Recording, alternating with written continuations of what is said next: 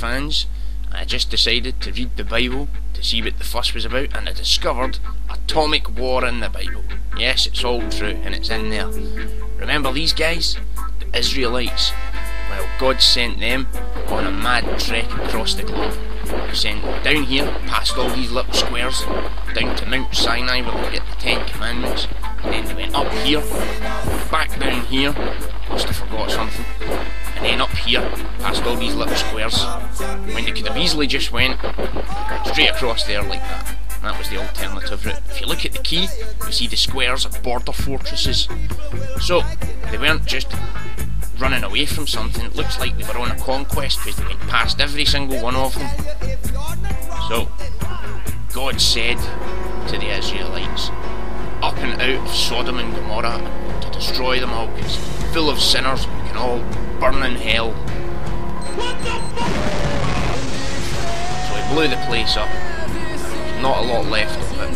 Here's a postcard. As you can see, there's not much happening there anymore. But the real question is, he said, do not turn back lest you turn to a pillar of salt.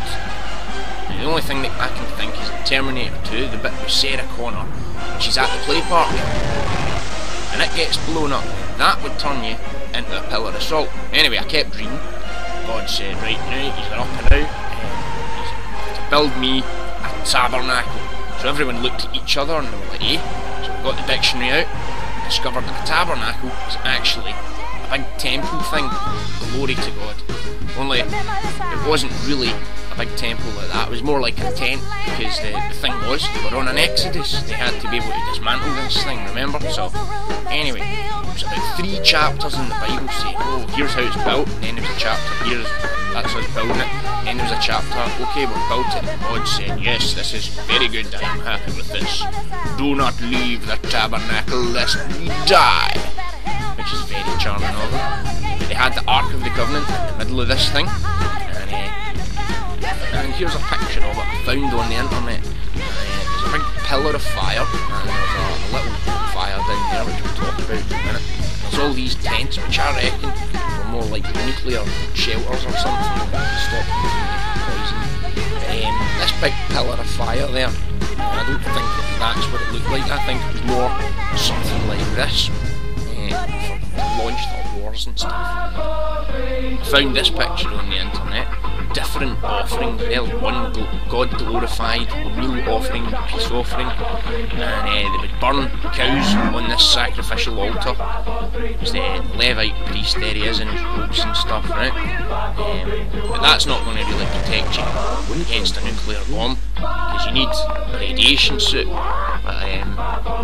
So what they would do is they would burn the animals on this sacrificial altar, they would get all the oils and fats and stuff from them, then they would start smearing it all over themselves like they were in Spain. That combined with the clothes that he was wearing, he's got a breastplate and stuff, that's about the nearest you're going to get to a nuclear fallout radiation suit. So anyway, look at these different things, right? One God glorified, sin offering, trespass offering, etc.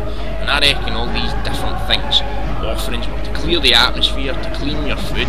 If you wandered off somewhere and you've got radiation poisoning, then you'd have to have a trespass offering or something like that. I don't know, I'm making this up as I go along now. So it turns out anyone who got caught near the cloud turned into a leper. And anyone who was a leper, there was a bunch of rules and regulations. The rites in cleansing a leper, right? The first thing you had to do, shave all their hair off, right? Once you'd shaved all their hair off, then you'd burn all of their clothes. And once you'd burned all of their clothes, you'd bath them, and then confine them into their home for a week. Now, if they got better, then that's great. But if they died, well, that's just too bad. But if they got better, then they got ill again, then it could be that the leprosy was within the stones of the building. But the question is, how can leprosy get into the stones of a building? Because leprosy is a biological disease. It's not something that you get in stones. But then you could get radiation in stones, couldn't you? Because you wouldn't go wandering into Chernobyl in a hurry. That would turn you into a leper. So I think it's different from the leprosy that we know today. But then God says, all of a sudden there are new rules and regulations. Now there are things that you can't eat, whereas it was fine before, but now I'm telling you, anything with a cloven hoof, you can't eat them, right?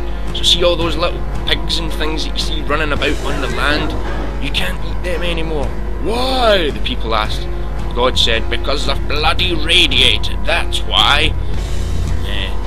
But you can eat things like this, fish and birds in the sky. So that's that. There's why some people don't eat certain food, because God told them to. And that's my theory.